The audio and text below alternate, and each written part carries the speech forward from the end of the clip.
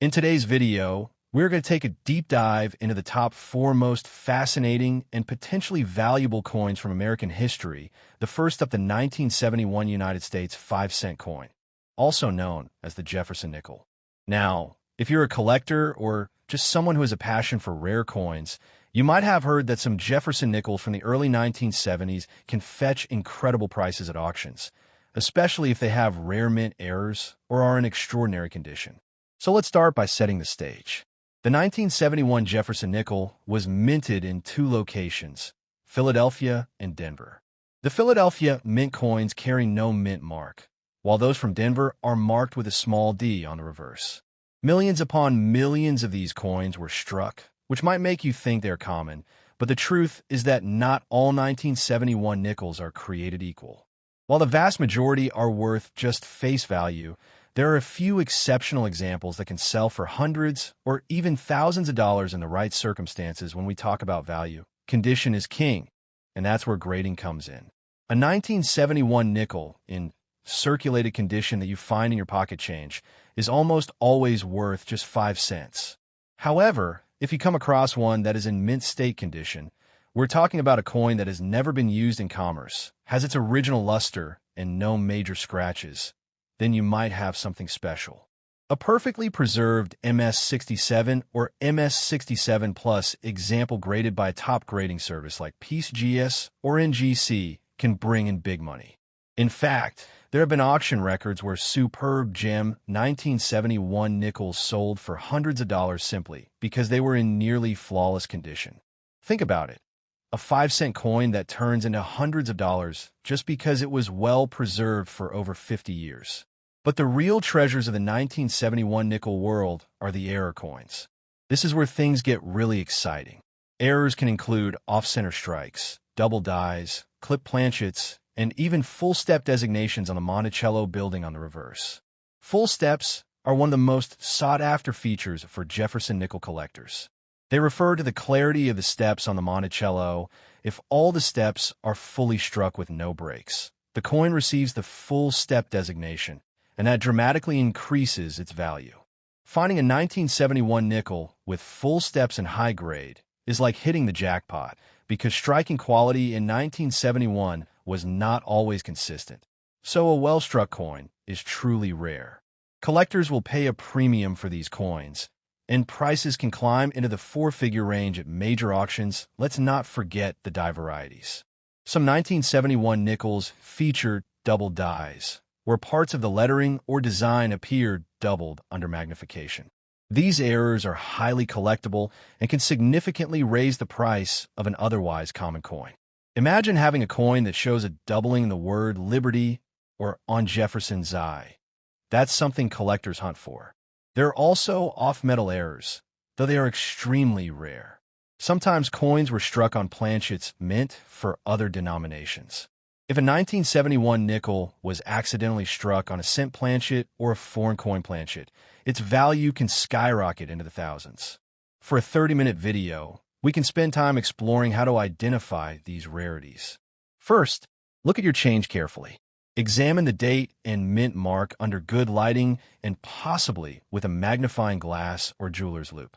Check the Monticello steps for detail. If they are fully struck, you may have a full step nickel. Then examine for errors, any doubling, any off-center striking, or even unusual coloration that might suggest a wrong planchet error. It's also helpful to compare your coin to reference images from trusted numismatic sources. We should also discuss how grading works and why it matters so much. Professional grading is done by experts who evaluate the coin under magnification, assign it a grade from 1 to 70, and then encapsulate it in a protective holder. This gives buyers confidence and allows coins to be sold at auction for maximum value.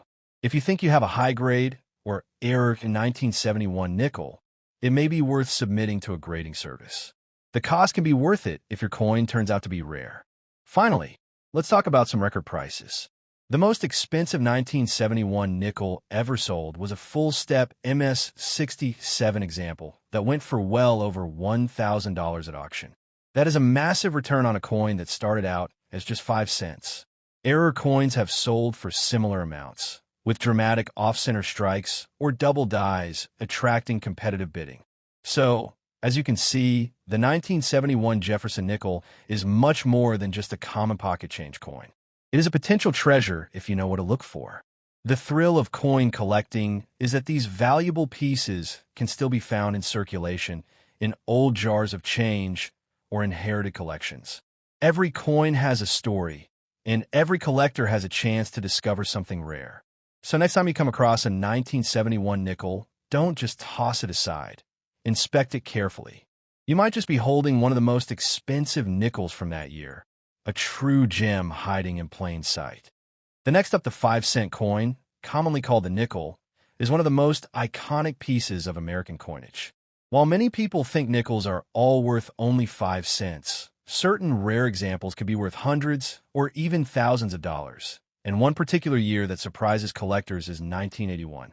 Most 1981 nickels still circulate today and hold no premium value, but there are certain rare varieties and conditions that can make them extremely expensive. Imagine holding a coin in your hand that millions of people have touched over the decades, and realizing that yours is worth more than an entire bag full of regular nickels. That's the fascinating world of coin collecting, where the difference between a 5-cent piece and a valuable collectible can come down to a tiny detail like a mint mark, a die error, or a pristine condition. The Jefferson nickel, which has been minted since 1938, features the bust of Thomas Jefferson on the obverse and his famous home, Monticello, on the reverse.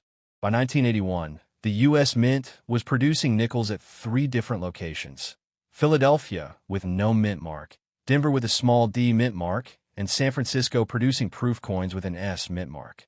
For a collector, each of these has its own story, but what really drives the value is rarity. Most 1981 nickels were struck in huge numbers, over 600 million from Philadelphia and nearly 530 million from Denver, so finding a regular circulation strike worth more than face value is unlikely. However, certain coins from this year have sold for incredible prices at auction because of their exceptional quality and scarcity in such condition. Let's start with the highest grade examples. Coin collectors use a grading system called the Sheldon scale, which ranks coins from poor condition to 1 all the way up to perfect mint state, MS 70. When a 1981 nickel is found in MS 67 condition or better, its value can skyrocket because so few coins from that year have survived without scratches, bag marks, or wear. These coins look almost flawless, with sharp details on Jefferson's face and hair, full steps on Monticello's stairs, and a bright original luster that makes them stand out from average pocket change. Full steps, or FS, is a designation used by grading companies like PCGS and NGC to describe nickels with fully struck Monticello steps on the reverse, something that is surprisingly difficult to find for many years. A 1981 Jefferson nickel graded MS 67 with full steps can sell for hundreds or even thousands of dollars at auction because serious collectors compete to own the very best example known, but condition is not the only factor that can make a 1981 nickel valuable. There are also rare error coins that were accidentally made by the mint and released into circulation. These include off-center strikes, where part of the design is missing because the blank planchet was not properly aligned under the dies when struck. Depending on how dramatic the off-center strike is, such an error could be worth $50, $100, or even more. Double die errors, where the design elements appear doubled because of a misaligned hubbing process, are also highly sought after, though they are rare for the 1981 nickel.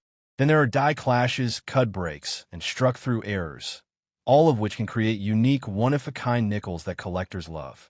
If you were to find such a coin in your change, it could easily be worth more than a whole roll of nickels from the bank. Another area where 1981 nickels can become extremely expensive is in proof coins.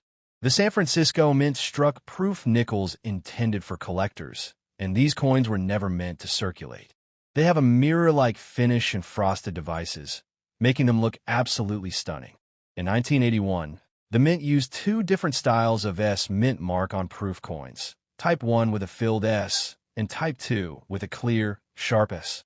The Type 2 proof is scarcer and commands a significant premium, especially in perfect par 70 deep cameo condition.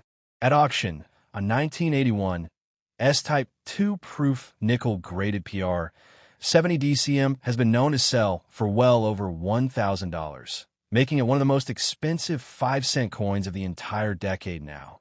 You might be wondering why collectors pay so much money for these coins. The reason is that coin collecting is about more than just metal value. It's about history, rarity, and the thrill of finding something exceptional. A 1981 nickel with full steps represents one of the few perfectly struck examples from that year, surviving in its original state for over 40 years. Error coins tell the story of the minting process and the little mistakes that make some coins truly unique. Proof coins reflect the artistry and craftsmanship of the mint when creating coins for collectors. Together, they form a fascinating picture of how even a simple 5-cent coin can have a rich history and become a prized treasure if you're interested in finding valuable 1981 nickels. The best way is to search through rolls from the bank or look through your own pocket change carefully. Pay close attention to the condition of the coin, the sharpness of the Monticello steps, and whether it shows any unusual errors. You never know when you might find a hidden gem. For proof coins, check coin shops, online auctions, and estate sales. Sometimes rare Type 2 proofs are overlooked and sold cheaply. Collecting is about patience and knowledge, and the more you learn about the details of Jefferson nickels, the better your chances of spotting something special. So, the next time you see a 1981 nick.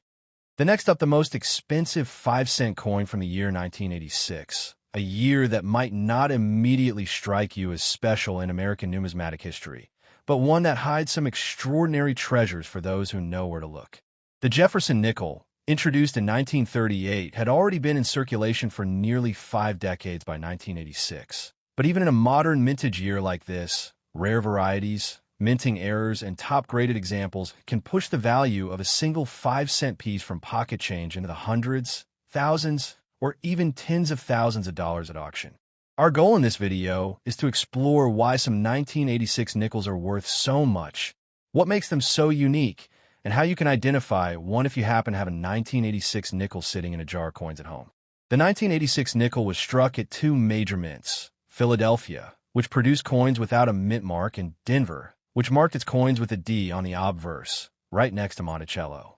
In total, hundreds of millions of nickels were minted that year, meaning that 1986 nickels are still very common in circulation today. But among those hundreds of millions, a very small number have survived in pristine condition, showing sharp details, brilliant luster, and no visible scratches or bag marks. These are the coins that earn the prestigious MS-67 or MS-68 grade from professional grading services like PCGS and NGC. Collectors are willing to pay top dollar for such high-grade examples because they are extremely hard to find, even though the date itself is common. Imagine searching through thousands of coins and not finding even one that looks perfect under magnification. That's why an MS-68 coin from this year can fetch thousands at auction, but high grades aren't the only reason why a 1986 nickel might be valuable. Mint errors are another major factor, and 1986 was a year that produced some remarkable ones. There are double-die obverse examples where Jefferson's portrait or the inscriptions show a doubling effect, visible to the naked eye or under a jeweler's loupe. There are also off-center strikes where the coin design is struck partially off the planchet, leaving blank crescent-shaped areas, and these can bring hundreds of dollars depending on how far off-center the strike is. Some 1986 nickels have been found with clipped planchets where a small portion of the coin's edge is missing because of a mechanical error during production, and others show die cracks that create raised lines across Jefferson's face or across the Monticello building on the reverse. These error coins are like little works of accidental art, and because each one is unique, collectors compete fiercely to own them. One of the most famous and expensive 1986 nickels ever sold was a Denver Mint example graded MS-68 by PCGS. It appeared at a heritage auction sale and brought in an astonishing price, shocking many collectors who did not expect a coin from the mid-1980s to reach such heights. The bidding war was fierce, with multiple collectors vying for the chance to own the highest graded known example. In the end, the hammer price soared well above initial estimates, proving that condition rarity is just as powerful a driver of value as age or low mintage. When you see this coin under magnification, you notice that the fields are like mirrors. The steps on Monticello are perfectly defined, and there are virtually no marks anywhere on the coin, a true gem of modern numismatics.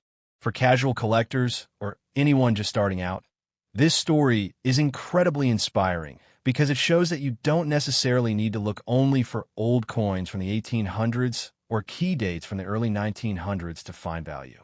Modern coins like the 1986 nickel can be worth serious money if you know what to look for. The first thing you should do is examine the overall condition of your 1986 nickels. Look for coins with full steps on the reverse side, meaning all 6 steps on Monticello are completely visible without wear. These full step nickels are considered premium because the steps are often the first part of the design to wear down. Then, check for any signs of doubling, off-center strikes, or unusual features that don't appear on normal nickels. A magnifying glass or digital microscope can be a great tool for this. Another thing to consider is sending any high-quality examples you find to a professional grading service. While grading does cost money, it can significantly increase the value of your coin if it comes back with a top grade. A raw 1986 nickel that looks perfect to the naked eye might sell for a few dollars, but the same coin graded MS67 or MS68 by PCGS can suddenly be worth hundreds or even thousands. Graded coins also give buyers more confidence because the grade is certified by an independent third party as we discuss these coins. It's also important to remember that market demand plays a huge role in value.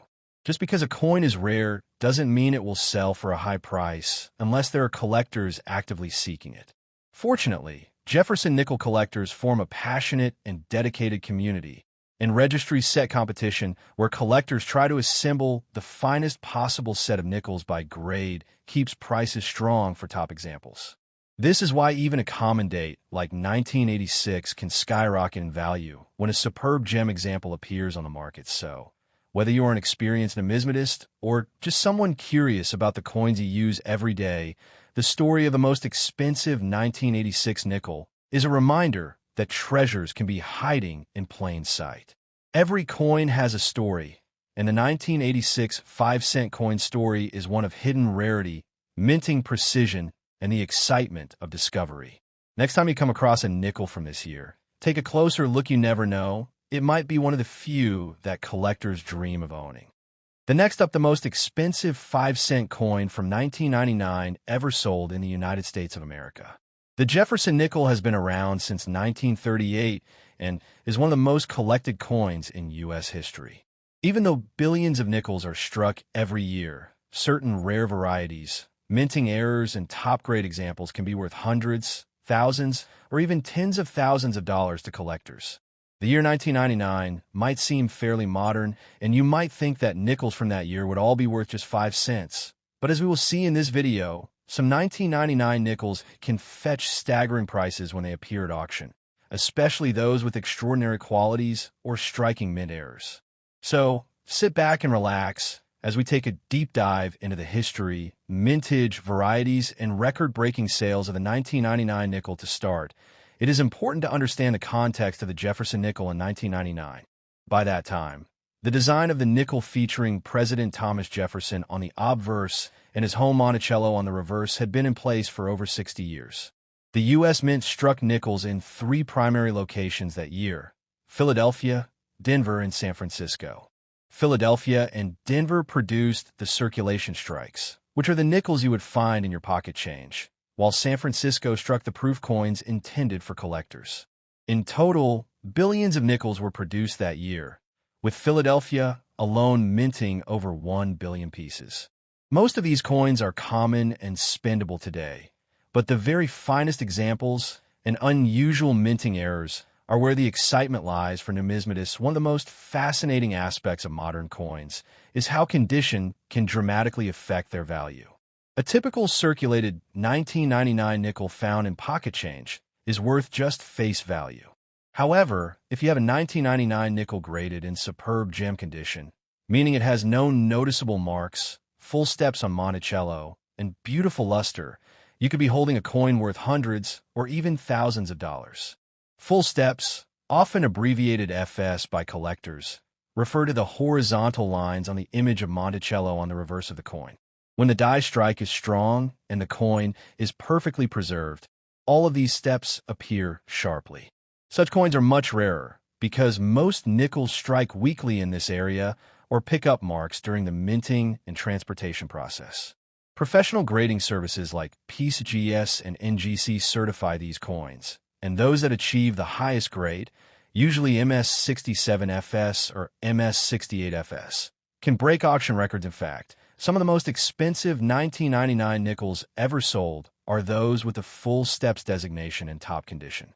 For instance, a 1999 P. Jefferson nickel graded MS68 full steps by PCGS can sell for well over $1,500 to $2,500 at auction, sometimes even more depending on demand.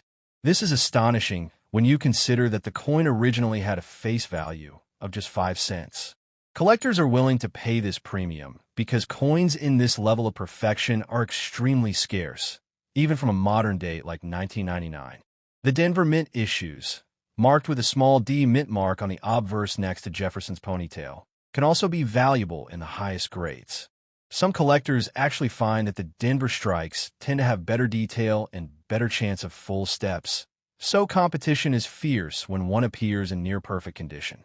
Another category of valuable 1999 nickels is the error coins.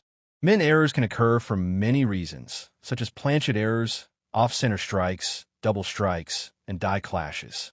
These errors can create unique and one-of-a-kind coins that collectors love.